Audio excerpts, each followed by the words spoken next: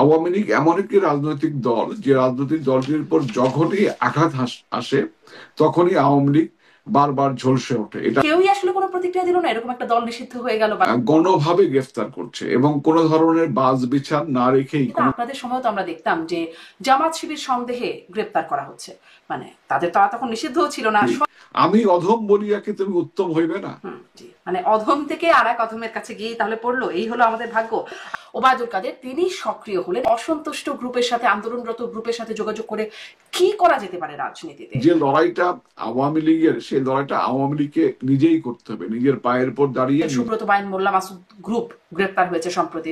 BNP, NCP এবং জামায়াত নেতাদেরকে হত্যার একটা পরিকল্পনা ছিল, এবং এখানে আওয়ামী লীগের নেতাদের, বিদেশে অবস্থানরত আওয়ামী লীগ নেতাদের ইন্ধন পরিকল্পনা এবং অর্থায়ন আছে। যদি আমরা আমাদের রাজনৈতিক দল কোন ধরনের ত্রুটি করে থাকে, মানে আমরা জামায়াতের কাছ থেকেও শুনেছি ৭১-এ যদি কোনো অপরাধ করে থাকে, অগণিত ভালো কাজের সঙ্গে আমাদের অসংখ্য ত্রুটিও হয়েছে। সমস্ত উল্লেখযোগ্য বা সবচেয়ে মারাত্মক ভুল ত্রুটি বা এই ধরনের বাক্য ইউজ করেছি যেটা শালীন ছিল না, যেটা আমিও করেছি, আমার মতো অনেক বড় বড় রাজনৈতিক নেতারা করেছেন। আপনাদের শীর্ষ নেতৃত্ব কি একই রকম? মানে আমি বলছি সাবেক প্রধানমন্ত্রী শেখ হাসিনা ৫ই আগস্টে মানে এই পরিণতি কেন হলো, তার পেছনে প্রধান ভুলটা কি আপনারা চিহ্নিত করতে পেরেছেন? মূল বিষয়টি হচ্ছে যে আমরা তরুণ প্রজন্মের পালসটিকে ধরতে ব্যর্থ হয়েছি। সেই আন্দোলন দমনের প্রক্রিয়াটা কি সঠিক ছিল? খুব র্যাপিড ভুল করেছে এবং রাষ্ট্রযন্ত্রের প্রতি অতিরিক্ত নির্ভরতা। নির্বাচন যখনই হবে তখনই নির্বাচনটি ইনক্লুসিভ হবে এবং আওয়ামী লীগকে বাদ দিয়ে বাংলাদেশের নির্বাচনটি হবে না। এবং আওয়ামী লীগকে নির্বাচনের আগেই আইয়ুব খানের স্টাইলে আমাদেরকে বিভিন্ন মামলায় শাস্তি দিয়ে, কিন্তু আওয়ামী লীগ স্টাইলও তো বলা যায়। শুধু বিএনপি নয়, আওয়ামী লীগ নয়, সারা বাংলাদেশের মানুষের মধ্যে বোধোদয় সৃষ্টি হচ্ছে যে তিনি সহসা যাইবার জন্য আসেন। আমি শুরু করি যে আপনাদের কার্যক্রম নিষিদ্ধ করা হলো, আওয়ামী লীগের কার্যক্রম নিষিদ্ধ করা হলো। একটু সংক্ষেপে একটু প্রথমে জানতে চাইবো যে এতে আপনাদের নেতাকর্মীদের উপর বা আপনাদের দলের উপর কেমন প্রভাব পড়লো? একটি অবৈধ সরকার কর্তৃক ষড়যন্ত্রমূলকভাবে একটি গণতান্ত্রিক রাজনৈতিক প্রতিষ্ঠানকে অবৈধ ঘোষণা করা বা কার্যক্রম নিষিদ্ধ করা, এটি নিঃসন্দেহে এর একটি ইতিবাচক প্রভাব বাংলাদেশে এবং বাংলাদেশ আওয়ামী লীগের উপরে এবং সমগ্র বিশ্বব্যাপী গণতান্ত্রিক সমাজের একটি ইতিবাচক প্রভাব পড়েছে। আমি অনেকে হয়তো মনে করতে পারে এটি নেতিবাচক প্রভাব পড়েছে, আমি এটাকে এভাবে বিবেচনা করি না। আমি বরং মনে করি এটি ইতিবাচক প্রভাব পড়েছে এবং এই ইতিবাচক প্রভাবের ফলে আওয়ামী লীগের নেতাকর্মীরা যারা একটু দীর্ঘদিন ক্ষমতায় থাকবার কারণে যাদের মধ্যে একটু অলসতা এসেছিল, আলস্য এসেছিল, বা যাদের মধ্যে একটু বিভিন্ন ধরনের সংকটের কারণে, বিভিন্ন ধরনের মান অভিমানের কারণে যাদের মধ্যে একটু নির্জীবিততা এসেছিল, যারা একটু বসেছিলেন, তারা প্রত্যেকেই এখন শানিত হচ্ছেন এবং প্রত্যেকেই প্রতিবাদের জন্য, প্রতিরোধের জন্য প্রস্তুতি গ্রহণ করছেন। আওয়ামী লীগ এমন একটি রাজনৈতিক দল যে রাজনৈতিক দলটির উপর যখনই আঘাত আসে তখনই আওয়ামী লীগ বারবার ঝলসে ওঠে। এটা আওয়ামী লীগের অতীতের সকল ইতিহাস তাই প্রমাণ করে। জন্মের পর থেকেই বাঙালির পক্ষে, বাংলাদেশের জনগণের পক্ষে আওয়ামী লীগ লড়াই করে আসছে, সেটি ক্ষমতায় থেকেও বা ক্ষমতার বাইরে থেকে। আপনি বলছেন যে এটি একটা ইতিবাচক প্রভাবই পড়বে, কি প্রতিবাদ বা প্রতিরোধ সেটা আসলে কিভাবে আপনারা করবেন? দেশে যেমন মিছিল খুব একটা তো আগেও হচ্ছিল না, কিন্তু তারপরে এখন তো হতে গেলেও গ্রেপ্তার করা হচ্ছে, তখনও হচ্ছিল, মানে তাতে আপনারা প্রতিবাদ প্রতিরোধটা করবেন কি করে? বাস্তবতা হচ্ছে যে এই সরকার আমাদের নেতাকর্মীদের গণভাবে গ্রেফতার করছে এবং কোন ধরনের বাজ বিচার না রেখেই, কোন ধরনের আপনার শালীনতা বোধ না রেখেই গ্রেফতার করছে। এমনকি অনেক মুরব্বী মানুষ, যারা বয়স্ক মানুষ, ধরেন রেজাউল করিম হীরা, মাননীয় সাবেক ভূমিমন্ত্রী, তিনি তো প্রায় মৃত্যু পথযাত্রী, একটা বয়স্ক মানুষ, তাকে পর্যন্ত হয়রানি করা হয়েছে। আপনি খেয়াল করেছেন যে যিনি আওয়ামী লীগ করেন না বা আওয়ামী লীগের সঙ্গে সংশ্লিষ্ট নেই, বীর মুক্তিযোদ্ধা অধ্যাপক আনোয়ারা বেগম, যিনি জগন্নাথ বিশ্ববিদ্যালয়ের রাষ্ট্রবিজ্ঞান বিভাগের অধ্যাপক ছিলেন, দীর্ঘদিন অধ্যাপনা করেছেন, তিনি পাবলিক সার্ভিস কমিশনের মেম্বার ছিলেন এবং সবচেয়ে বড় বিষয়টা হচ্ছে তিনি একজন মহান মুক্তিযোদ্ধা ছিলেন। সেই মহান মুক্তিযোদ্ধা, বীর মুক্তিযোদ্ধা আনোয়ারা বেগমকেও তারা গ্রেফতার করতে কুণ্ঠাবোধ বা লজ্জিত হয়নি। একটি বিষয় একে তিনি নারী, দ্বিতীয়ত তিনি বয়স্ক মানুষ, তৃতীয়ত সবচেয়ে বড় পরিচয় তারা বাংলাদেশটাকে আমাদের জন্য প্রতিষ্ঠা করেছেন। হয়তো তিনি 71 সালের রণাঙ্গন থেকে নাও ফিরতে পারতেন। আমি আজকে আপনার এই টকশোর সুযোগ নিয়ে আমি আনোয়ারা বেগমের কাছে ক্ষমা প্রার্থনা করি যে আপনার সম্মান আমরা রাখতে পারিনি। এটি আমাদের প্রজন্মের ব্যর্থতা, আমাদের ব্যর্থতা, রাজনীতির ব্যর্থতা। এই ব্যর্থতার জন্য আমি আনোয়ারা বেগম সহ মানে আপনার এই সংশ্লিষ্ট সকলের গ্রেপ্তারের মানে কাছে। গ্রেপ্তার প্রক্রিয়ার একটা সমালোচনা, এটি আপনি স্পষ্ট করলেন যে এই বিষয়টিকে আপনারা মানে খুবই খারাপভাবে দেখছেন বা সমালোচনা করছেন। কিন্তু আপনাদের সময় তো আমরা দেখতাম যে জামাত শিবির সন্দেহে গ্রেপ্তার করা হচ্ছে, মানে তাদের তো তখন নিষিদ্ধ ছিল না, সন্দেহ শিবির হলে সমস্যা কি, গ্রেপ্তার করা হতো, পিটানোও হতো, ছাত্রলীগ তো পেলেই পিটাতো, এরকম একটা বিষয় ছিল। আপনারা কি একটা মানে প্রতিশোধের মুখে পড়ছেন বলে মনে হয়? দেখুন, জামাত শিবির হলেই গ্রেফতার করা হয়েছে গণভারে, বিষয়টা এরকম নয়। যাদের বিরুদ্ধে সুনির্দিষ্ট অভিযোগ থাকতো তারাই গ্রেফতার হতো। তবুও আমি যুক্তির কারণে সবকিছু মেনে নিলাম, আপনার অভিযোগকে মেনে নিলাম। মেনে নিয়েও বলি, আমি অধম বলিয়া কি তুমি উত্তম হইবে না? হুম, জি। আমি মানে আপনারা আমি ভুল অধম হিসেবে আমি আশা করছেন ডক্টর ইউনূস সরকার আমি উত্তম ভূমিকা পালন করবে। আমি ভুল করিয়াছি বলি কি তুমিও একই অপরাধ করিবে? হ্যাঁ। তো ঘটনা হচ্ছে যে খুব স্পষ্ট কথা যে আমরা আগস্টের পরে শুনলাম যে তারা নতুন বাংলাদেশ বিনির্মাণ করবে, আমরা নাকি মানুষকে কথা বলতে দিতাম না। সারাদিন আওয়ামী লীগকে বকাবকির পরে সন্ধ্যার সময় বলতেন আওয়ামী লীগ কথা বলতে দেয় না, আওয়ামী লীগ একটি ফ্যাসিবাদী রাজনৈতিক দল। এখন কি কথা বলতে পারছেন বাংলাদেশের মানুষ নির্দিষ্ট কিছু মানুষ ছাড়া? এখন কি গণমাধ্যম স্বাধীন?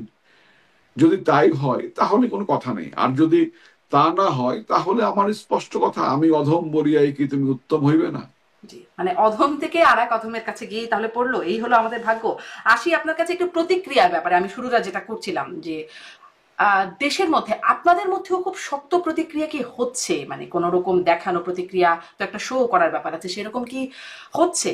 দেশের রাজনৈতিক অঙ্গনের দিকে যদি তাকায়, সবাই সন্তোষ প্রকাশ করছে বা খুশি হচ্ছে মানে আওয়ামী লীগের রাজনীতি বা আওয়ামী লীগের কার্যক্রম নিষিদ্ধ করার প্রেক্ষিতে। এমনকি যদি আমরা আন্তর্জাতিক অঙ্গনে তাকাই, একমাত্র ভারতের কাছ থেকে একটা উদ্বেগ এর মানে প্রতিক্রিয়া জানা গেল, আর কেউ খুব শক্ত কোনো প্রতিক্রিয়াও কারোর কাছে জানা গেল না। মার্কিন স্টেট ডিপার্টমেন্টের কাছে সাংবাদিক প্রশ্ন করার পরে তারা বলেছেন যে তারা আসলে কোনো দল নিষিদ্ধ, মানে খুব শক্ত কিছু না, আপনাদের সময় যেরকম বলতো ওরকম একটা স্টেটমেন্ট দিল আর কি। তাহলে কেউই আসলে কোনো প্রতিক্রিয়া দিল না, এরকম একটা দল নিষিদ্ধ হয়ে গেল বা দলের কর্মকাণ্ড আসলে নিষিদ্ধ হলো। দেখুন, মার্কিন স্টেট ডিপার্টমেন্ট তো এর চেয়ে বেশি প্রতিক্রিয়া প্রকাশ্যে ব্যক্ত করে না। তারা প্রকাশ্যে যেটুকু ব্যক্ত, সাংবাদিকের প্রশ্নের জবাবে যেটুকু ব্যক্ত করেছে সেটাই বাস্তবতা। এবং আরেকটি বিষয় হচ্ছে সময়ের একটি বিষয় আছে। আহ, যে কোনো ভাবেই হোক আওয়ামী লীগকে একটা মিসব্র্যান্ডিং করা হয়েছে গোটা পৃথিবীতে। আপনি জানেন ডক্টর ইউনূস সহ তার যে বিশাল আহ, বন্ধু বাহিনী, তারা সমাজে বিভিন্ন রাষ্ট্রে বিভিন্ন পর্যায়ে প্রতিষ্ঠিত, এবং তারা একটু মিসব্র্যান্ডিং করেছে আওয়ামী লীগ সম্বন্ধে। এটি কাটিয়ে উঠতে তো একটু সময় লাগবেই। আপনাদের এবং বন্ধু বাহিনী সময় কোথায় গেল? আমাদের বন্ধু বাহিনী বলতে তো এখন আজকের যে বিশ্ব রাজনীতি, সেই বিশ্ব রাজনীতিতে যে প্রবলেমটি সেটা হচ্ছে যে জাতিসংঘ বা নিয়ন্ত্রকরা যাহা চান তাহার বাহিরে অবস্থান করে খুব বেশি বন্ধু পৃথিবীতে থাকবে, এটি এখন আর ভাবার কোনো অবকাশ নেই। আমাদের নেতা শেখ হাসিনা বঙ্গবন্ধু কন্যা, জাতির পিতার কন্যা, তিনি তো আর দেশটা বিক্রি করার সিদ্ধান্ত নিতে পারেন না। তিনি তো বাংলাদেশের মাটিতে বিদেশি সৈন্যের উপস্থিতি বা ত্রাণের নাম করে, এইডের নাম বলে আরেকটি রাষ্ট্রের আভ্যন্তরীণ বিষয়ে নাক গলাবার জন্য বাংলাদেশের ভূমিকে ব্যবহার করার অনুমতি প্রদান করা, সামরিক ঘাঁটি করতে দেওয়া, এই জিনিসগুলো মাননীয় প্রধানমন্ত্রী শেখ হাসিনা যেহেতু রাজি হননি, সেহেতু আমাদের বন্ধুরা আজকের দুনিয়ায় খুব বেশি কথা বলবেন এটি আমরা খুব একটা প্রত্যাশাও করি না। আমাদের শক্তি বাংলাদেশের জনগণ, এবং বাংলাদেশের জনগণই ইনশাল্লাহ আবারও আওয়ামী লীগকে তার পূর্ব অবস্থায় ফিরিয়ে আনবে। জি, বাংলাদেশের জনগণ, কিন্তু সেই জনগণের মধ্যে আপনারা কতটা প্রভাব ফেলতে পারছেন? আপনি একটা কথা বলছিলেন যে আমি ভুল করিয়াছি, মানে উত্তম অথমের সেই কথা বলছেন, সেই ভুলের জায়গাটাও জনগণের কাছে আপনারা যাচ্ছেন কিনা সেই বিষয়টা একটু পরে আসি। আপনাদের এখন প্রতিক্রিয়া বা পরিকল্পনার জায়গায় যেহেতু কথা বলছি সেটাই একটু বলি। আমরা হঠাৎ করে দেখলাম মানে আওয়ামী লীগের সাধারণ সম্পাদক ওবায়দুল কাদের তিনি সক্রিয় হলেন এবং তিনি সাক্ষাৎকারে বলছেন যে আহ, সাবেক প্রধানমন্ত্রী শেখ হাসিনার নির্দেশে, আওয়ামী লীগ নেত্রীর নির্দেশেই তিনি সক্রিয় হলেন। আমি একটু এটা জানতে চাই যে এতদিন এই 9-10 মাস একরকম নিষ্ক্রিয় ছিলেন, তাকে তার কথা শোনা যেত না, আম, দেখা তো পাওয়া যাচ্ছে না। তো এতদিন নিষ্ক্রিয় রেখে কি লাভ হলো, এখন সক্রিয় করে কি লাভ আশা করছে আওয়ামী লীগ? আহ, লাভ ক্ষতির বিষয়টি আমি এখনো তার কথা বলার মধ্য দিয়ে লাভ ক্ষতির বিষয়টি এখনো মূল্যায়ন করবার মতো অবস্থায় আসেনি। তবে তিনি কেন নিষ্ক্রিয় ছিলেন তার একটি অন্যতম কারণ আমি মনে করি তিনি একটা ট্রমার মধ্যে ছিলেন। এখন হয়তো তিনি সুস্থ হয়েছেন বলেই তিনি সক্রিয় হয়েছেন। এ বিষয়ে আমার সঙ্গে তার কোনো কথা হয়নি, বা আমিও আমার জায়গা থেকে যোগাযোগটা আমি করিনি। ফলে আমি তিনি কেন সক্রিয় হয়েছেন এই বিষয়টি বিস্তারিত বলবার মতো, মন্তব্য করবার মতো অবস্থায় এখনো আসেনি। তবে আমি মনে করি যে একটা নির্দিষ্ট সময় পর্যন্ত আমরা অনেকেই, বা আমরা আমাদের নেতা কর্মীরা আমরা অনেকেই একটা ট্রমা পার করেছি। এই ট্রমা পার করবার পর আস্তে আস্তে, বিশেষ করে আওয়ামী লীগ নিষিদ্ধ করবার পরে বা আওয়ামী লীগের কার্যক্রম নিষিদ্ধ করার পরে, এখন সবাই যার যার জায়গা থেকে সংগঠিত হচ্ছেন, জেগে উঠছেন। এবং জননেত্রী শেখ হাসিনার নেতৃত্বে বাংলাদেশের আপামর আওয়ামী লীগের নেতাকর্মীরা আবারও জেগে উঠবেন, এবং সেই জায়গাটি তৈরি করার জন্য একটা সাংগঠনিক প্রক্রিয়া চলছে।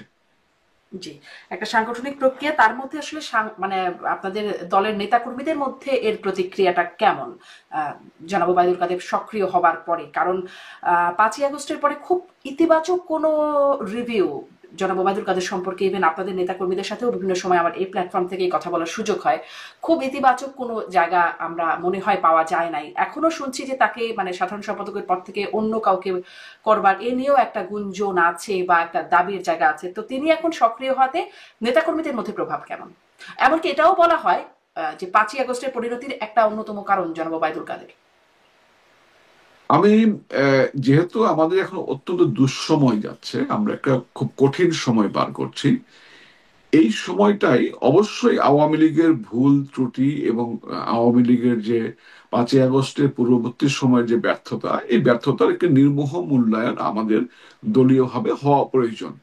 কিন্তু এই মুহূর্তে কে সক্রিয় হলো, কে সক্রিয় হলো না, কে দোষী বেশি করেছে, কে কম করেছে, এই বিষয়গুলো নিয়ে পাবলিকলি কাদা ছোড়াছুড়ি না করে আমি মনে করি আমাদের সবাইকে, আমাদের নেতা নির্ধারিত, আমাদের নেতা জননেত্রী শেখ হাসিনা এবং আমাদের আদর্শ বাংলাদেশ, মুক্তিযুদ্ধ, বঙ্গবন্ধু, আমরা সেই আদর্শকে ধারণ করে আমাদের নেতার নেতৃত্বে আমরা ঐক্যবদ্ধ থেকে এবং ঐক্যবদ্ধ হয়ে নিজেদের মধ্যে কোনো ধরনের ভুল বোঝাবুঝি সৃষ্টি না করে, কাদা ছোড়াছুড়ি সৃষ্টি না করে আমরা সামনের দিকে এগোবার জন্য চেষ্টা করি। একটি বিষয় আমি খুব স্পষ্ট করে বলি, আমি স্বপন অথবা জনাব ওবায়দুল কাদের, আমরা কেউ আওয়ামী লীগের জন্য অপরিহার্য নই। আওয়ামী লীগের জন্য অপরিহার্য হচ্ছেন আমাদের নেতা জননেত্রী শেখ হাসিনা এবং আমাদের তৃণমূলের নেতাকর্মীরা। তৃণমূলের নেতাকর্মীরা পরিপূর্ণ আস্থাভাজন জননেত্রী শেখ হাসিনার উপরে, এবং জননেত্রী শেখ হাসিনা যখন যাকে যে কাজটি দিবেন, যে দায়িত্বটি দিবেন, সেইটাই আমাদের তৃণমূলের নেতাকর্মীরা মেনে নেবেন। এইখানে আমি বা জনাব ওবায়দুল কাদের অথবা অন্য কোনো রাজনৈতিক নেতা, আমরা কেউই অপরিহার্য নয়। আমরা দলের দায়িত্ব পালন করেছি, দায়িত্ব পালন করছি, আমাদের অবশ্যই সফলতাও আছে, ব্যর্থতাও আছে। রাজনীতি করতে গেলে সফলতাও থাকবে, ব্যর্থতা থাকবে। আমি এই প্রসঙ্গে শেরে বাংলা একে ফজলুল হকের একটি উক্তি আপনাকে আপনার সামনে উপস্থাপন করতে চাই। সেটি হচ্ছে, শেরে বাংলা একে ফজলুল হক বলেছিলেন, সমাজে যে ব্যক্তির কোনো শত্রু নাই সেই ব্যক্তি সামাজিক নয়। অর্থাৎ সেই ব্যক্তি সত্যকে সত্য, মিথ্যাকে মিথ্যা বলেন না। তো আপনার রাজনৈতিকভাবে যেমন একজন নেতা বিতর্কিত হন, একজন নেতার সমর্থকও থাকে, এবং এই সমর্থক এবং বিতর্কিতের বিষয়টি এটি সবসময় আবার একরকমও থাকে না। হুম। আজকে যাকে সবাই ধন্য ধন্য করছেন, কালকে তাকে নিন্দাবাদ দেন, আবার কালকে যাকে নিন্দাবাদ দিচ্ছেন পরশু তার জন্য ধন্য ধন্য করেন। এই ধরনের অসংখ্য উদাহরণ বাংলাদেশ সহ গোটা পৃথিবীতে রয়েছে। মানে সেই হিসেব নিকাশটা খুব স্পষ্ট না, এটি বুঝতে পারছি। আম, আমি একটু এটা শুনি যে তিনি যে সাক্ষাৎকার দিচ্ছেন ভারতীয় একটি গণমাধ্যমে সাক্ষাৎকারে তিনি বলছেন, ওবায়দুল কাদের বলছেন 3 মাস বাংলাদেশেই তিনি ছিলেন, অভ্যুত্থানের 3 মাস।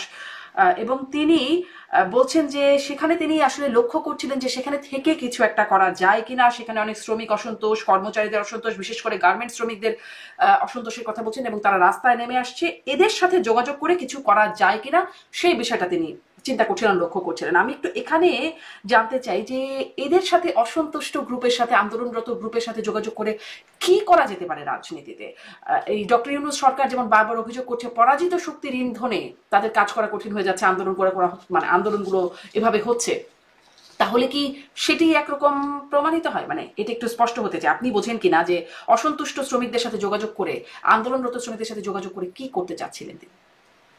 আসলে তিনি যে কথাটি বলেছেন তিনি ভাবছিলেন, তিনি করেছেন কথাটি বলেননি, আমি যেটা স্পষ্ট করে শুনেছি তিনি হুম, হুম। ভাবছিলেন। কিন্তু তিনি যে অবস্থায় 5ই আগস্টের পরে তার যে অবস্থান ছিল, তার যে গোপন অবস্থান ছিল, সেই অবস্থানে থেকে তিনি আদৌ কারোর সঙ্গে যোগাযোগ করতে পেরেছেন এটা আমি বিশ্বাস করি না।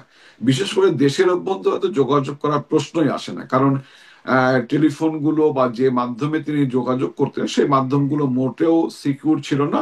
তিনি গ্রেফতার হতেন, এটা খুব স্বাভাবিক ব্যাপার। তিনি চিন্তা করছিলেন, তিনি একজন বীর মুক্তিযোদ্ধা, এর আগেও তিনি লড়াই সংগ্রাম করেছেন, 75-এ পরে ছাত্রলীগের প্রেসিডেন্ট ছিলেন, তখনও লড়াই সংগ্রাম করেছেন।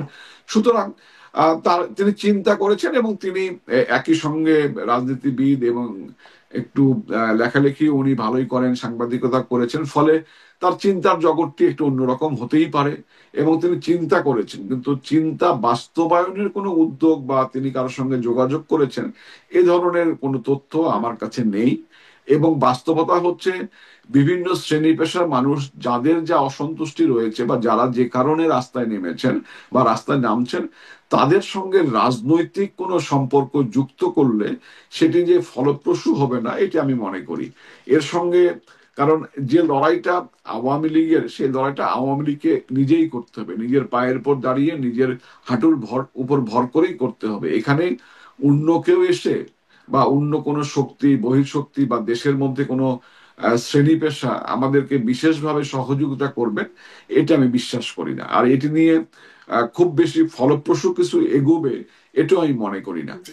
আওয়ামী লীগ তো যে কথাটি, যে অভিযোগটি করা হচ্ছে যে আমরা ষড়যন্ত্র করছি, আসলে আওয়ামী লীগ ষড়যন্ত্র করার মতো রাজনৈতিক দল নয় এবং আওয়ামী লীগ কখনো ষড়যন্ত্র করে না। আওয়ামী লীগ এমনকি এখন তো নিজেদের জীবন বাঁচানোই যেখানে কষ্ট, নিজেদের দল বাঁচানোই যেখানে লড়াই সংগ্রামের বিষয়, সেখানে আওয়ামী লীগ অন্য কোনো শক্তির সঙ্গে বা অন্য কোনো শ্রেণী পেশার সঙ্গে মিলে ষড়যন্ত্র করবে এই অবস্থাটাই আওয়ামী লীগের নেই। জি, এই অবস্থাটা আওয়ামী লীগের নেই, কিন্তু চেষ্টা তো আছে, যেটি ওবায়দুল কাদের বলছেন, চেষ্টা করছেন, লক্ষ্য করছেন যোগাযোগের।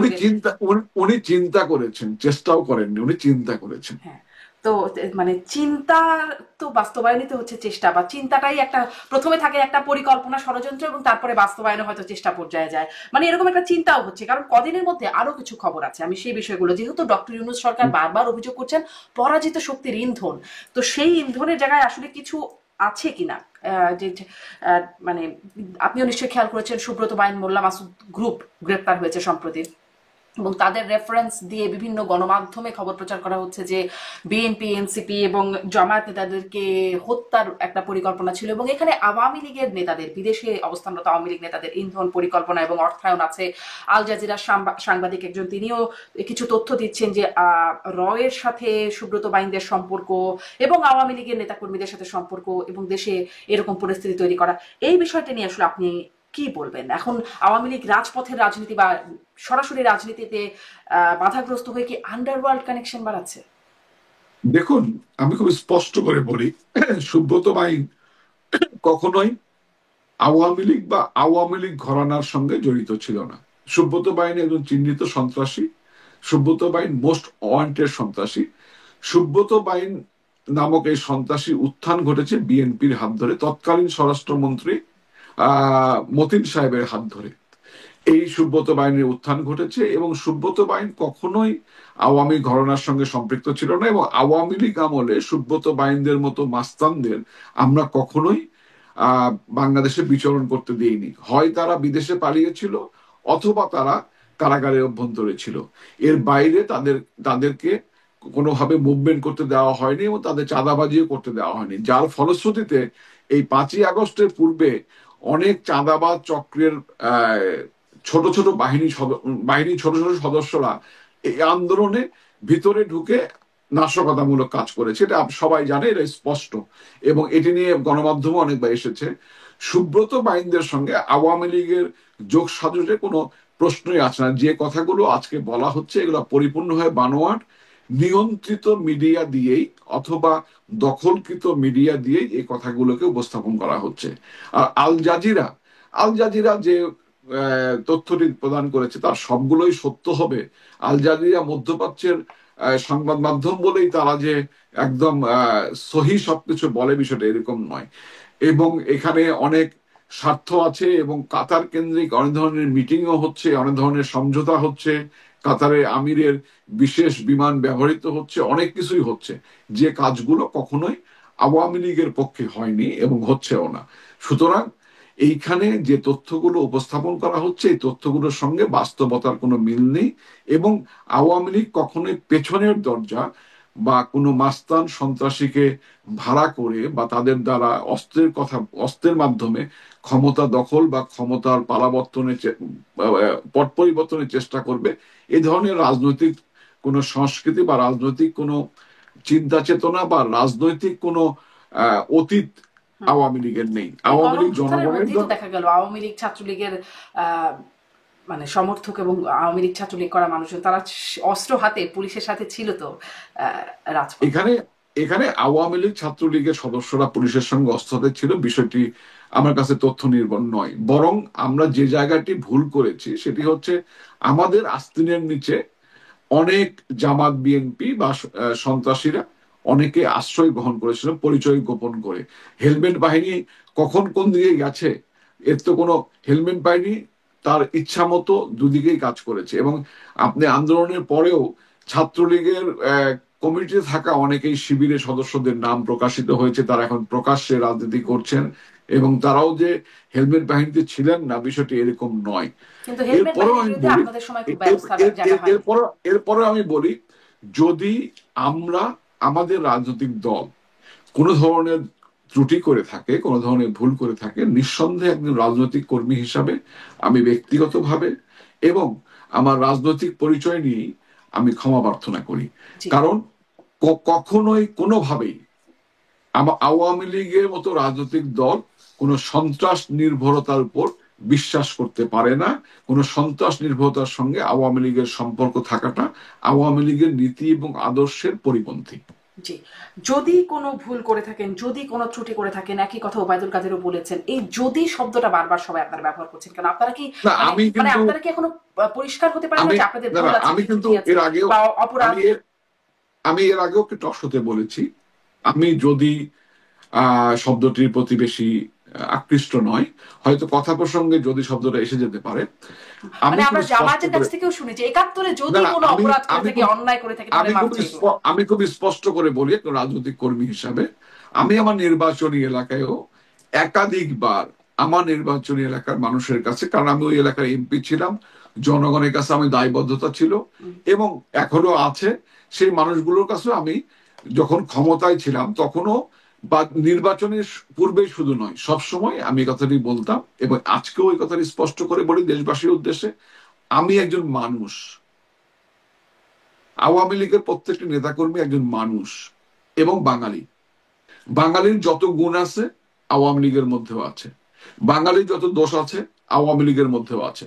15-16 16 বছর আমরা ক্ষমতায় ছিলাম, রাষ্ট্র পরিচালনা করেছি, আমাদের অসংখ্য অগণিত ভালো কাজের সঙ্গে আমাদের অসংখ্য ত্রুটিও হয়েছে, অসংখ্য ভুলও হয়েছে। আমাদের আমরা নেতারা ভুল করেছি, আমাদের কর্মীরা ভুল করেছে, আমাদের নীতির মধ্যে ভুল ছিল, আমাদের কর্মের মধ্যে ভুল ছিল। আমি একটু কি আমাদের সমস্ত জন্য ভুল, বলবেন যে সবচেয়ে সমস্ত উল্লেখযোগ্য বা সবচেয়ে মারাত্মক ভুল সবচেয়ে, ত্রুটি বা না, আমি অপরাধগুলো? শেষ করে নিই, হ্যাঁ, আমি শেষ করে নিই। নিশ্চয়ই। আমার সমস্ত ভুলের জন্য আমি বিনীতভাবে ক্ষমা প্রার্থনা করি। আমি মানুষও না, আমি ফেরেস্তাও না, সরি আমি শয়তানও না, আমি ফেরেস্তাও না। ফেরেস্তা কখনো মন্দ কাজ করে না, শয়তান কখনো ভালো কাজ করে না। মানুষ হিসাবে ভুল ত্রুটি থাকবেই, কাজ করতে গেলে ভুল ত্রুটি হয়। আমি তো মনে করি আমাদের সবচেয়ে বড় ভুলটা হচ্ছে আমাদের আহ বাক্য বাণে এক ধরনের উম, এটাকে বলবো, এই শব্দটি আহ, আমাদের বক্তৃতা বা বাক্য বাণের মধ্যে বেশ কিছু ভুল ছিল, এবং আমরা শব্দ চয়নের ক্ষেত্রে, বাক্য গঠনের ক্ষেত্রে আমরা বেশ কিছু ভুল করেছি। আমাদের বেশ কিছু নেতা, আমি সহ আমাদের বেশ কিছু নেতা, আমরা অযথায় অন্যের সমালোচনামূলক রাজনৈতিক বক্তব্য বা আক্রমণাত্মক রাজনৈতিক বক্তব্য দিয়েছি, যেটি জাতির জনক বঙ্গবন্ধু শেখ মুজিবের রাজনৈতিক আদর্শের সঙ্গে সংঘাতপূর্ণ, তার সঙ্গে সাংঘর্ষিক। এবং বঙ্গবন্ধু যে স্বপ্নটি দেখতেন, বাংলাদেশের এই ভূখণ্ডের মধ্যে জন্মগ্রহণকারী প্রত্যেকটি নাগরিকের জন্য একটি সুন্দর সমাজ বিনির্মাণ, একটি শোষণমুক্ত সমাজ বিনির্মাণ, একটি আ- অর্থনৈতিক মুক্তির জায়গা সৃষ্টি করা, বাংলাদেশের প্রত্যেকটি মানুষের কল্যাণ করা, এই জায়গাটিতে আমরা বাংলাদেশের সমগ্র জনগণকে ধারণ করতে কিছুটা ব্যর্থ হয়েছি, এবং আমাদের মুখের কারণে আমাদের অনেক অনেক অজস্র ভালো কাজ আজকে মানুষ না দেখে, যে ত্রুটিগুলো আমরা বাক্য বাণে যে ত্রুটিগুলো করেছি, সেই ত্রুটিগুলো মানুষের মধ্যে আলোচনা বেশি হয়। আমি আমি এটি একটি মোটামুটি বুঝতে পারছি আপনার অন্যতম এই ভুল। জায়গাটা, কিন্তু আপনি কি একটু বলবেন যে আপনার মনে হয় যে এই বাক্য একটা দুটো বাক্য কি বলবেন যে এটি বলা আপনার এখন মনে হচ্ছে যে ঠিক হয় নাই? এরকম তো অনেক বাক্যই আছে, আমরা অনেক ক্ষেত্রেই এই ধরনের বাক্য ইউজ করেছি, যেটা ব্যবহার করেছি, যেটি শালীন ছিল না, যেটি সুন্দর ছিল না, বা অতিরিক্ত সমালোচনা করেছি। এই ধরনের অসংখ্য বক্তৃতা আমিও করেছি, আমার মতো অনেক বড় বড় রাজনৈতিক নেতারা করেছেন। আমাদের বক্তৃতা তো ওইভাবে, এটা কি আমরা আপনাদের ছোট শীর্ষ মানুষ, নেতৃত্বও কি একই রকম, মানে আমি বলছি সাবেক আমরা প্রধানমন্ত্রী শেখ হাসিনা? আমরা ছোট মানুষ, আমাদের তো ভাই মিডিয়ায় আসতো না। এখানে আরেকটি বিষয় আছে, সেটি হচ্ছে যে অনেক সময় বা মিডিয়ায় এমন এমন বক্তৃতা আসতো যে ঠিক আগের অংশটুকু এবং পরের অংশটুকু কাট করে মাঝখানে যে অংশটুকু প্রচারিত হলে বিতর্কিত হবে, সেই অংশটুকুই আসতো, পুরো অংশটুকু আসতো না। ফলে অনেকেই আমরা বিতর্কিত হয়েছি। আর মাননীয় প্রধানমন্ত্রী শেখ হাসিনা সম্বন্ধে যে প্রশ্নটি আপনি করেছেন, দেখুন, তিনি খুব স্পষ্টবাদী মানুষ। তিনি যা বোঝেন, যা ধারণ করেন, এবং যা লালন করেন, এবং যা সত্য, তিনি সেটা অকপটে সবসময় বলতেন। অনেক সময় তার অবস্থান থেকে, তার উঁচু উঁচু অবস্থান থেকে হয়তো অনেক শব্দ চয়ন বা অনেক কথা তার বলবার কথা নয়, কিন্তু তিনি স্পষ্ট করে কথাগুলো বলতেন। তিনি বিশ্বাস করতেন, বঙ্গবন্ধু শিখিয়েছেন, leader can lead the land, land can not lead the leader. তিনি নেতা হিসাবে সত্য উচ্চারণ করতেন, এবং অনেক অনেক সত্য অত্যন্ত কঠিন, এবং অনেক অনেক সত্য যা উনি উচ্চারণ করবার কারণে ওনার প্রতি অনেকেই, বিশেষ করে বহির্বিশ্বে অনেকেই অতিরিক্ত রুষ্ট হয়েছেন, কিন্তু তিনি আহ, থেমে থাকার পাত্র নন। তিনি জি, মানে মাথা এটি উঁচু স্পষ্ট করে হলাম যে বাঁচবার, আপনি একটা অন্ততপক্ষে ভুল বা মাথা উঁচু করে মাথা উঁচু করে বলবার মতো মানুষ। হ্যাঁ, হুম, তিনি অবশ্যই সত্য কথা বলেছেন, এবং তিনি তার অবস্থান থেকে সত্য বলবার ক্ষেত্রে তিনি কখনোই কুণ্ঠাবোধ করেননি। জি, এটি জি, তার জনাব রাজনৈতিক স্বপন, আপনি চরিত্র। মানে বাক্যবান বা আক্রমণাত্মক বাক্য এটি একটা আপনাদের ভুল বা ত্রুটির কথা আপনি উল্লেখ করছেন। আর কিছু বলবেন, মানে আর কিছু পান যেটা আসলে আপনাদের অনুচিত, অথবা পরের আম, প্রশ্নে যেতে পারি?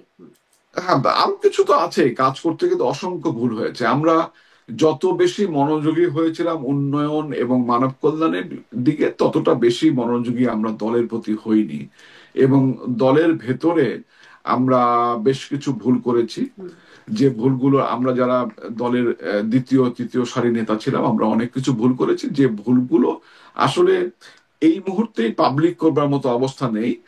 তবে এগুলো আমাদের দলীয় আহ, আমাদের নেতৃবৃন্দের মধ্যে আলোচনা হচ্ছে, একটা সময় অবশ্যই এগুলো পাবলিক আসবে, পাবলিক হবে। হ্যাঁ, মানে এখন খুব পাবলিক করার মতো না। এটা কি পাবলিক করা যাবে? আপনার যেহেতু আপনি বললেন অনেকেই আসলে ভুল কিছু, মানে নিজেদের মধ্যে আত্মসমালোচনার জায়গাটা ঠিকভাবে আসেই না। যেহেতু আপনি বলছেন এবং বেশ যৌক্তিকভাবেই মানে বাক্য চয়ন, শব্দ চয়নের জায়গাটি উল্লেখ করছিলেন একদম।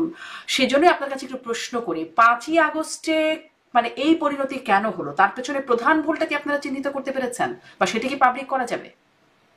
দেখুন, 5ই আগস্টের প্রধান ভুলটি হচ্ছে, আমি যেটা মনে করি সেটি হচ্ছে যে একটা ভুলের কারণেই যে আমাদের এই পতনটি হয়েছে, আমি এটা মনে করি না। দীর্ঘদিন ধরে বেশ কিছু বিষয় নিয়ে আমাদের ভুল হচ্ছিল।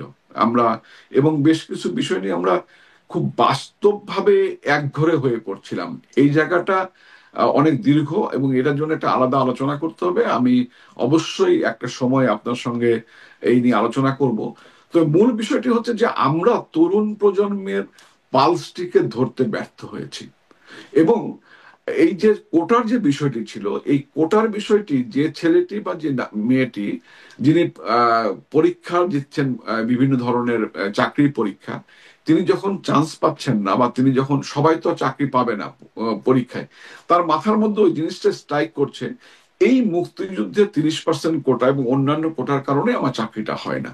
ফলে তার মধ্যে একটা সংক্ষুব্ধ আহ ধারণা, সংক্ষুব্ধতা সৃষ্টি হয়েছে। এবং এই সংক্ষুব্ধতা গিয়ে শুধু মানে কোটার বিরুদ্ধে হয়নি, এই সংক্ষুব্ধতা গিয়ে কোটা থেকে শুরু করে মুক্তিযুদ্ধ, মুক্তিযোদ্ধা, স্বাধীনতা, আওয়ামী লীগ, বঙ্গবন্ধু, জননেত্রী শেখ হাসিনা সবার উপর গিয়ে প্রভাবিত হয়েছে।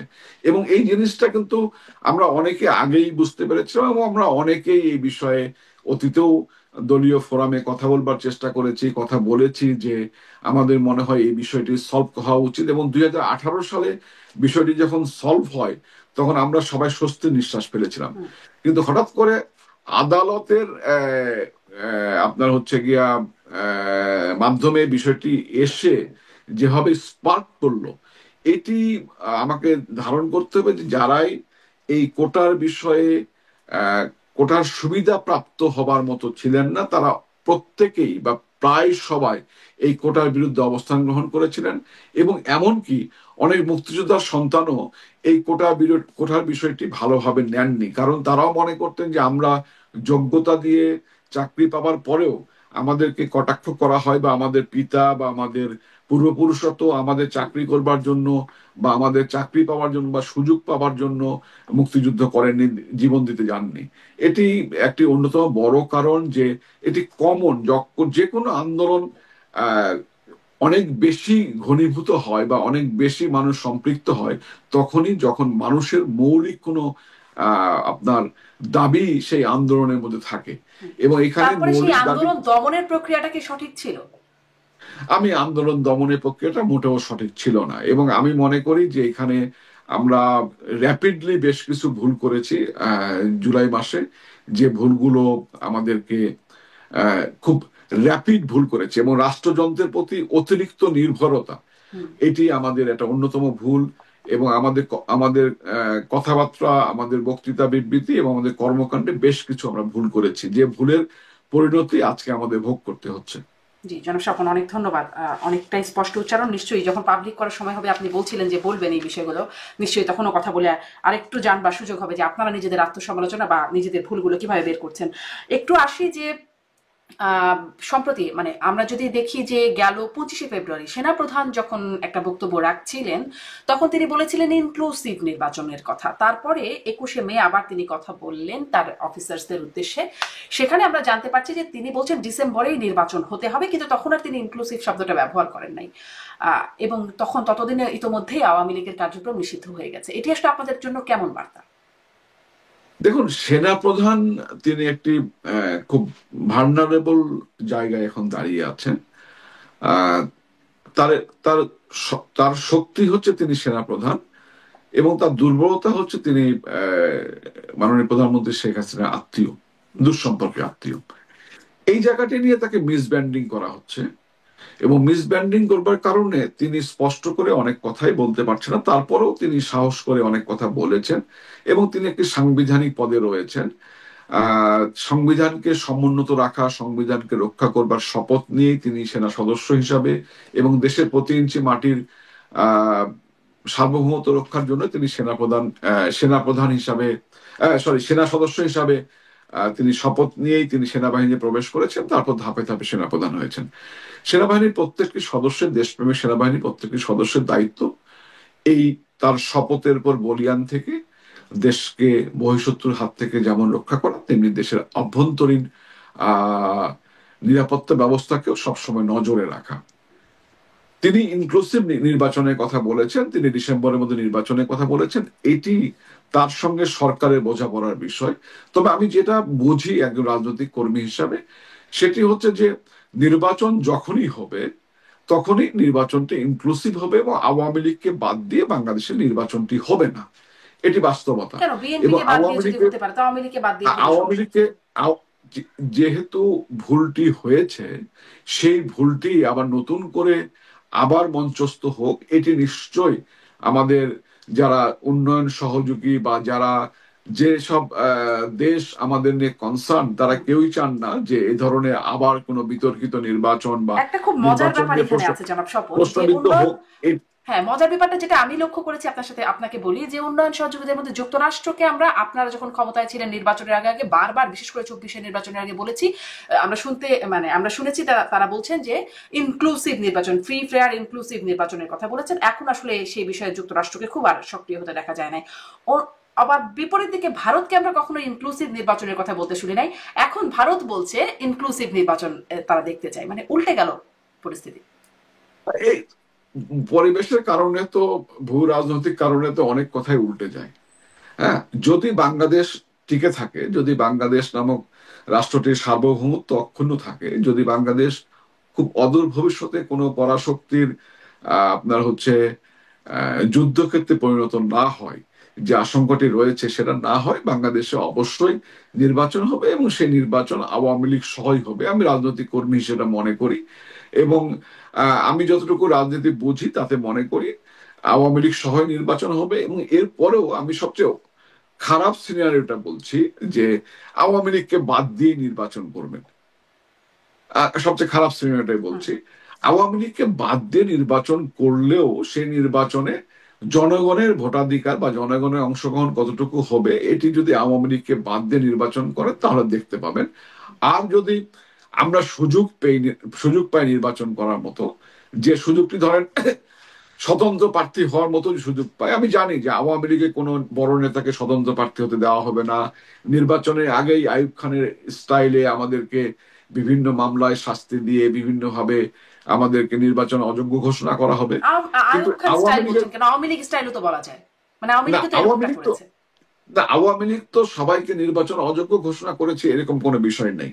হ্যাঁ, আওয়ামী লীগ নিয়ম মেনে যে কাজটি করেছে। এবং আরো বলছি যে আমি এই নিয়ে আপনার সঙ্গে তর্কে যাব না, শুধু এইটুকুই বলি, আমি অধম বলিয়া কি তুমি উত্তম হইবে না। হুম হুম। তো যে জায়গাটি বলছিলাম সেটা হচ্ছে যে আওয়ামী লীগের প্রত্যেকটি নির্বাচনী এলাকায় নির্বাচন করবার মতো কমপক্ষে 10 জন মানুষ আছেন, এবং একজনকে না দিলে আরেকজন, আরেকজনকে না দিলে আরেকজন যদি স্বতন্ত্র নির্বাচন করেন, আমি জানি সে নির্বাচনে সারা বাংলাদেশে স্বতন্ত্র প্রার্থী হিসাবে একই মার্কা আমরা পাবো না, এটাও জানি।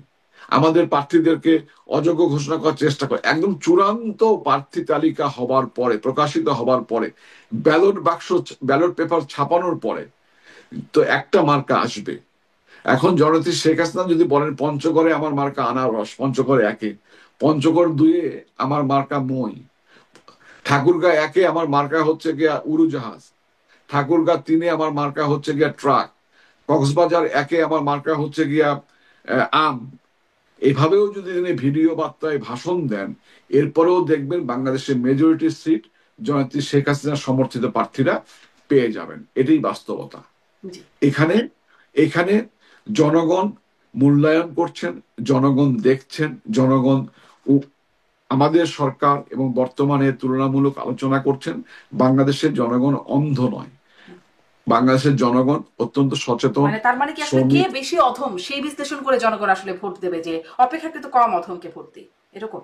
হ্যাঁ, জনগণ বেছে নেবেন তার প্রার্থীকে। জনগণ, যদি আপনারা গণতন্ত্রই প্রতিষ্ঠা করতে চান, গণতন্ত্র যদি আপনাদের মুখ্য উদ্দেশ্য হয়, তাহলে জনগণকে অবাধে ভোটাধিকার, আমরা যেহেতু খারাপ ছিলাম, জনগণকে অবাধে ভোটাধিকার প্রয়োগ করতে দেন, জনগণ কাকে ভোট দেয় সেটি প্রমাণ হোক। আওয়ামী লীগ যদি নির্বাচনে এতই খারাপ করবে, আওয়ামী লীগ যদি নির্বাচনে একদম তুলোধুনা হয়ে যাবে বা হোয়াইট ওয়াশ হয়ে যাবে, তাহলে তো আওয়ামী লীগকে নিষিদ্ধ করবার প্রয়োজন হতো না। আওয়ামী লীগকে ভোট করতে দিতেন এবং আওয়ামী লীগকে ভোটের মধ্য দিয়ে বাংলাদেশ থেকে বিদায় করে দিতেন। আওয়ামী লীগ ভোটে খারাপ করবে না, এই তথ্য পাওয়ার পরেই তো আওয়ামী লীগকে তড়িঘড়ি করে নিষিদ্ধ করা হলো। না হলে তো আওয়ামী লীগকে নিষিদ্ধ করবার এত হাতের প্রয়োজন ছিল না। জি, জনাব স্বপন স্পষ্ট। আপনার কি মনে হয় কবে নির্বাচন হবে? সেনাপ্রধান বললেন ডিসেম্বরে, বিএনপিও বলছে ডিসেম্বরের মধ্যেই হতে হবে। আপনার কি মনে হয় বা আপনাদের কি মনে হয় কবে হবে নির্বাচন? আহ আসলে তো আমি জ্যোতিষ শাস্ত্র সেভাবে পড়াশোনা করিনি, জ্যোতিষ শাস্ত্র সম্বন্ধে আমার ধারণা কম। একজন রাজনৈতিক কর্মী হিসাবে আমি মনে করি 2000 এই সালে আর কি 2025 সালে ডিসেম্বরের মধ্যে নির্বাচন না হওয়ার সম্ভাবনাই বেশি। কারণ যে ব্যক্তি একটি বয়সের কারণে আইনের প্রতি শ্রদ্ধা রেখে একটি ব্যাংকের এমডির পদ ছাড়তে পারেন না, এই লোভ ছাড়তে পারেন না, সেই ব্যক্তি প্রজাতন্ত্রের প্রধান নির্বাহী, যদিও সাংবিধানিক ভাবে তার প্রধান নির্বাহী হওয়ার কোনো শপথ নেই। তিনি প্রধান উপদেষ্টা হিসেবে শপথ নিয়েছেন বিভিন্ন ফেক রেফারেন্স বানিয়ে। সেই ব্যক্তি প্রধান নির্বাহীর পদ এত সহসা ছেড়ে দেবেন, এটি যিনি আশা করেন তারা বাস্তবতার সঙ্গে মিল এরকম কথাই বলছেন বিএনপির সিনিয়র নেতারাও, এবং একটা যোগসূত্র খোঁজা হচ্ছে এখানে। আমি আসি সেই প্রসঙ্গে। যেমন আপনি বলছিলেন যে পদ ছাড়বেন, এটি আসলে ভাবার মতো না বা বাস্তবতা মনে হয় না আপনার কাছে। গয়েশ্বরচন্দ্র রায় বলেছেন যে ডক্টর ইউনূস দেহ ত্যাগ করতে পারেন, পদত্যাগ করবেন না। এবং এই যে আপনাদের কথাগুলো মিলছে, এগুলোকেও আবার একসুতোয় গেথে প্রভাবশালী অনলাইন অ্যাক্টিভিস্টরা তারা বলছেন যে আওয়ামী লীগ, বিএনপি, ভারত এবং সেনাপ্রধান এদের মধ্যে একটা ঐক্য বা একটা যোগসূত্র আছে। এই বিষয়ে কি বলবেন? এখন আমরা না হয় আমাদের নামে তকমা লাগানো আছে, আমরা ভারতের সঙ্গে সম্পর্ক ভালো, হ্যাঁ। এখন বিএনপির সঙ্গে যদি তকমা লাগায় এবং বিএনপি তকমা লাগানোর পরে বিএনপি দায়িত্বশীল রাজনৈতিক দল হিসাবে তারা তাদের এই তকমা নিয়ে তারা লড়াই করবেন। কিন্তু এটি তো সত্য, যেটা হচ্ছে যে আস্তে আস্তে শুধু বিএনপি নয়, আওয়ামী লীগ নয়, সারা বাংলাদেশের মানুষের মধ্যেই বোধোদয় সৃষ্টি হচ্ছে যে তিনি সহসা যাইবার জন্য আসেননি। এটা কি আছে? আপনি কি এই বিষয়ে একটু স্পষ্ট করবেন? আওয়ামী লীগের সাথে বিএনপির কোনো যোগসূত্র বা পরবর্তীতে এখন কোনো যোগাযোগ পর্দার আড়ালে হচ্ছে? এখনো বিএনপির সঙ্গে আওয়ামী লীগের কোনো আনুষ্ঠানিক অনানুষ্ঠানিক কোনো কিছুই এখনো এই ধরনের কোনো যোগসূত্র বা যোগাযোগ এখনো স্থাপিত হয়নি। এবং এটি খুব দুর্ভাগ্যজনক যে আমরা রাজনৈতিক দলগুলো বা রাজনৈতিক নেতৃবৃন্দ একে অপরের থেকে এত দূরে সরে গেছি, এত শত্রুভাবাপন্ন মানসিকতা আমরা তৈরি করেছি বা পরিবেশ তৈরি করেছি। এটি সকল রাজনৈতিক দলের জন্যই এটি আমি মনে করি নেতিবাচক, রাজনীতিবিদদের জন্য নেতিবাচক। কারণ সমাজ গঠনের ক্ষেত্রে যেমন কবি, শিল্পী, সাহিত্যিক, বুদ্ধিজীবী, আহ খেলোয়াড়, অভিনেতা, অভিনেত্রী, তারাও যেমন সমাজের মানুষ গঠনের ক্ষেত্রে, মনন গঠনের ক্ষেত্রে গুরুত্বপূর্ণ ভূমিকা রাখেন, রাজনৈতিক নেতৃবৃন্দ যেহেতু সমাজকে নেতৃত্ব দেন, রাজনৈতিক নেতৃবৃন্দ একটি সহনশীল সমাজ গড়বার ক্ষেত্রে একটি গুরুত্বপূর্ণ ভূমিকা রাখেন। এবং অতীতে যারা রাজনীতি করতেন তাদের মধ্যে অনেক কাছাকাছি সম্পর্ক ছিল, অনেক ধরনের বন্ধুত্বপূর্ণ সম্পর্ক ছিল। মঞ্চে যা বক্তৃতা করতেন তার সঙ্গে সেই বৈরিতা ব্যক্তি জীবনে ছিল না। আমার শোনা কথা যে খুলনায় গিয়ে বঙ্গবন্ধু খানের সবুরের বাসায় হয়তো দুপুরে খাবার খেয়েছেন, কিন্তু হাদিস পার্কে গিয়ে খানের সবুরের বিরুদ্ধে, মুসলিম লীগের বিরুদ্ধে, আইয়ুব খানের বিরুদ্ধে অনেক বড় ভাষণ দিয়েছেন। এবং যে মঞ্চে তিনি ভাষণ দিয়েছেন সেই মঞ্চটিও আহ নির্মাণ করবার ক্ষেত্রে খানের সবরের কিছু অর্থনৈতিক অবদান ছিল। এ ধরনের তথ্য বা এই এই যে ধরনের এখন ইতিহাস যে আমরা দূরত্বের জানি। কথা বলছেন, এই দূরত্বের পেছনে কি আপনাদের সেই আক্রমণাত্মক, আপনি বলছিলেন যে বাক্যবান, সেগুলো একটা ইয়েস, বড় জায়গা ইয়েস, কারণ? ইয়েস। এবং এই যে দূরত্বটি সৃষ্টি হয়েছে, এই দূরত্বটি আহ বাংলাদেশের যেমন রাজনৈতিক সংস্কৃতির ক্ষেত্রেও এটি নেতিবাচক, তেমনি দেখবেন সমাজ গঠনের ক্ষেত্রেও এটি একটি নেতিবাচক ভূমিকা। দেখুন, 15 বছর আমরা ক্ষমতায় ছিলাম। যে প্রজন্ম বা যে প্রজন্মের কিছু ছেলে মেয়ে, মেয়েরা যায়নি, কিছু ছেলে এই যে সারা বাংলাদেশে নাশকতা করলো, যে পুলিশ হত্যা করলো, যে 5ই আগস্ট পরবর্তীতে আমাদের বাড়িঘর জ্বালিয়ে দিল, সংখ্যালঘুদের বাড়িঘর জ্বালিয়ে দিল, আপনার বঙ্গবন্ধুর বাড়ি ভেঙে দিল 2বার করে, এই মুক্তিযুদ্ধ জাদুঘর ভাঙলো, এই যে অসহিষ্ণু একটা রাজনৈতিক সংস্কৃতি, এই যে অসহিষ্ণুতা, এর জন্য কি আমরা রাজনীতিবিদরা দায়ী নই?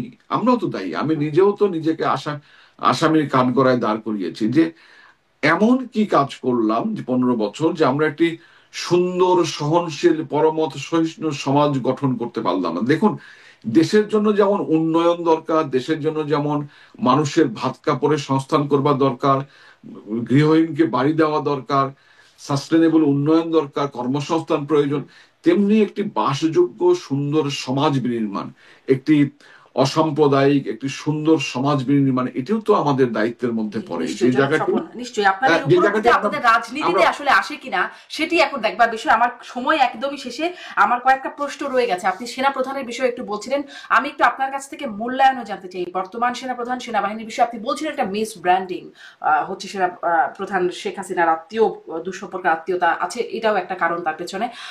আরেকটু মূল্যায়ন জানতে চাই, কারণ আপনাদের মধ্য থেকেও, যেমন আমি জনাব আব্দুর রহমানের সাথে কথা বলছিলাম, আওয়ামী লীগের সিনিয়র নেতা, তাকে জিজ্ঞাসা করছিলাম, তিনি একটু ইঙ্গিত করছিলেন যে যে সাপে কেটেছে সে সাপ বিষ তুলবে, একরকম সাপ হিসেবে ইঙ্গিত করা হচ্ছিল।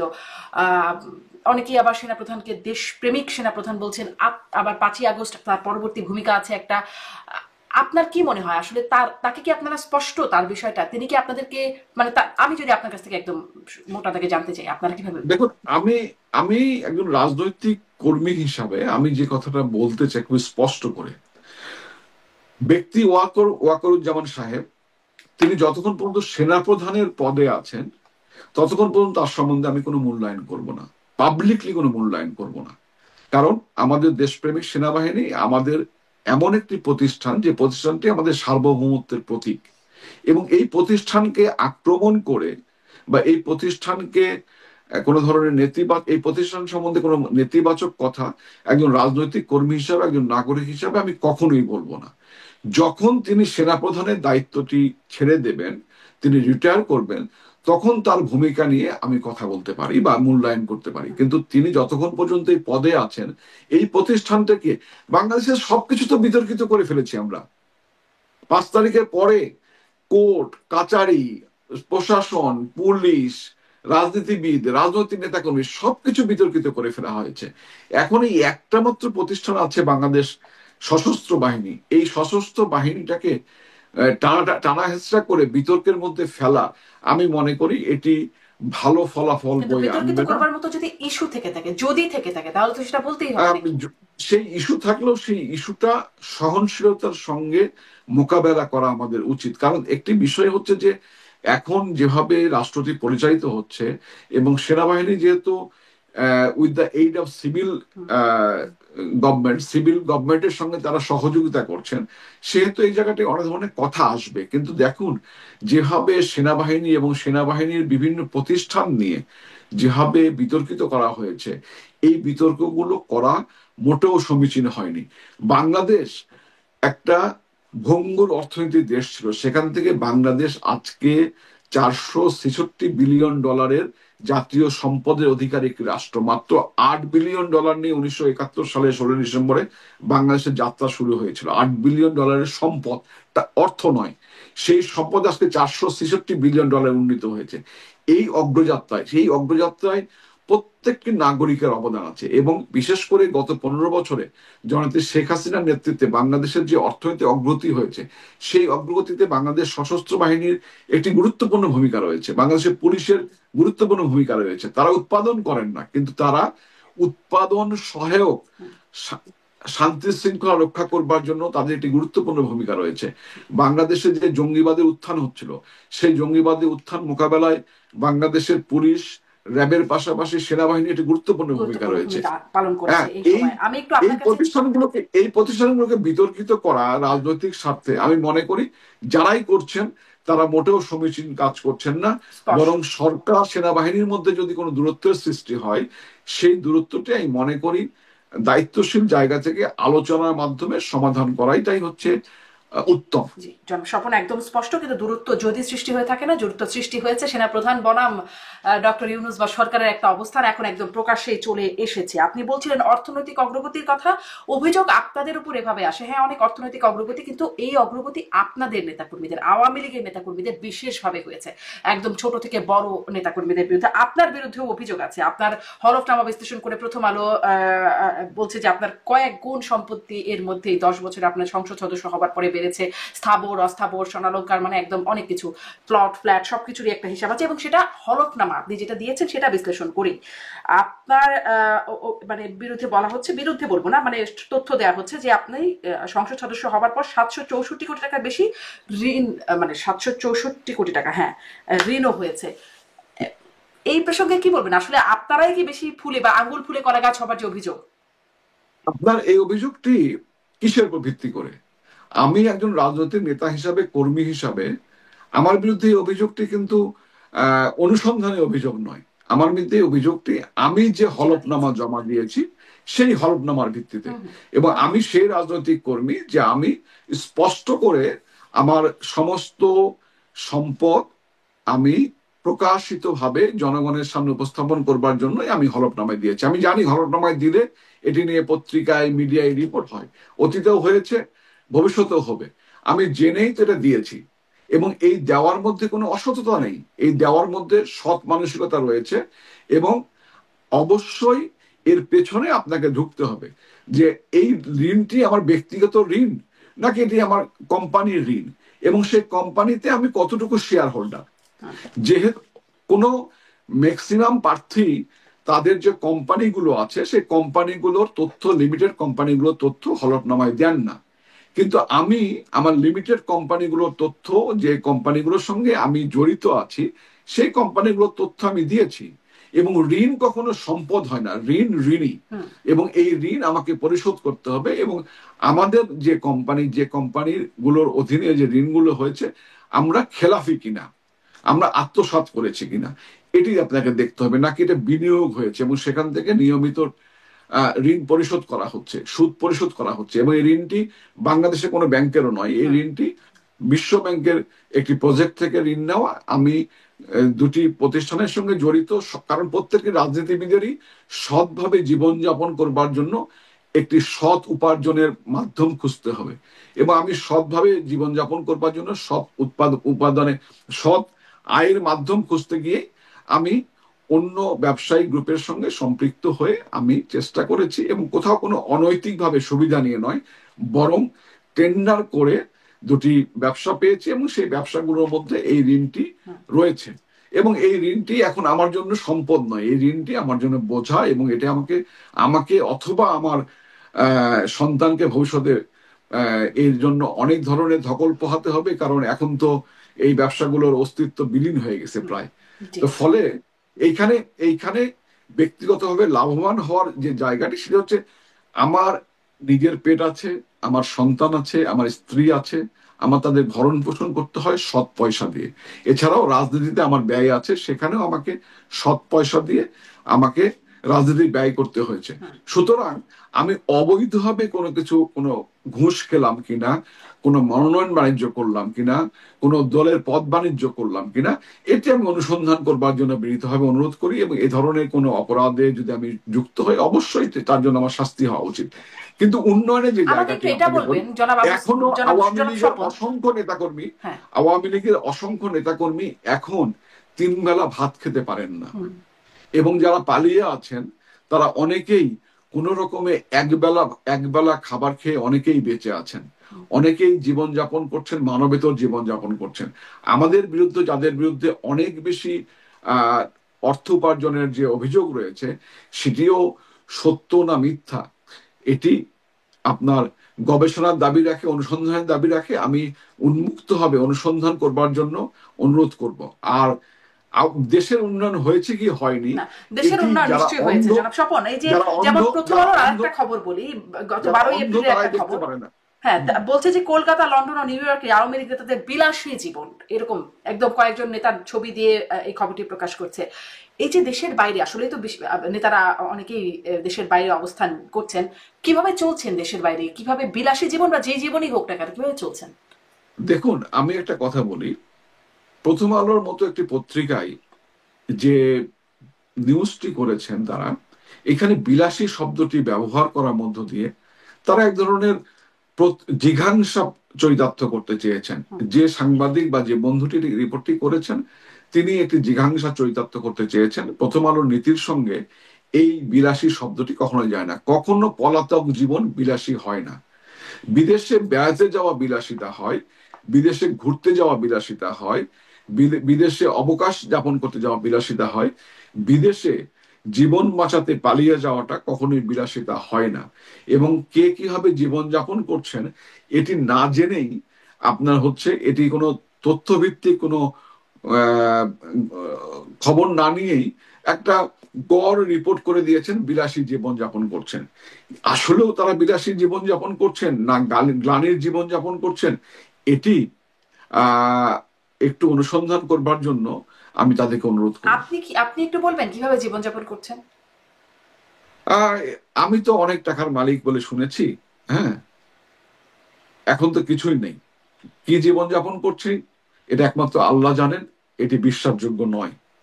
এবং এই জীবনযাপন গ্লানির, এই জীবনযাপন কষ্টের, এই জীবনযাপন বেদনার, এই জীবনযাপন কখনোই সুখকর নয়। এবং যে কোনো সুযোগ পেলেই, যখনই জামিন পাওয়ার মতো সুযোগ হবে, তখনই দেশে ফিরে যাব। জি, জনাব স্বপন, অনেক ধন্যবাদ, অনেকটা কথা যখনই বললাম এবং যখনই বিচার বিভাগ স্বাধীনভাবে কাজ করবে, এটি নিশ্চয়তা আসবে, তখনই দেশে ফিরে যাব। জি, একই এ রকম কথা জীবন আমরা তারেক রহমানের কাছে সুখের নয়। শুনেছিলাম। মানে তার কাছেও যে তিনি কেন আওয়ামী লীগ সময় দেশে আসেন না, আপনারা যখন প্রশ্ন করতেন এরকমই একটা কথা শুনতাম যে যখন বিচার বিভাগ মানে বিচারের পাওয়ার একটা জায়গা তৈরি হবে তখনই তিনি দেশে ফিরবেন। যদিও এখনো তিনি দেশে ফিরছেন না, যাই হোক সেটা ভিন্ন বিতর্ক। অনেক ধন্যবাদ, আপনি আমাকে অনেকটা সময় দিয়েছেন এবং আপনার ওই কমিটমেন্ট আমি রাখলাম যে যখন পাবলিক করার সময় হবে আপনাদের ভুল ত্রুটিগুলো আত্মসমালোচনার, তখন নিশ্চয়ই আপনার সাথে আবারও কথা হবে এবং আপনি বলবেন। ইনশাল্লাহ। অনেক ধন্যবাদ জনাব স্বপন, যুক্ত হয়ে সময় দেওয়ার জন্য।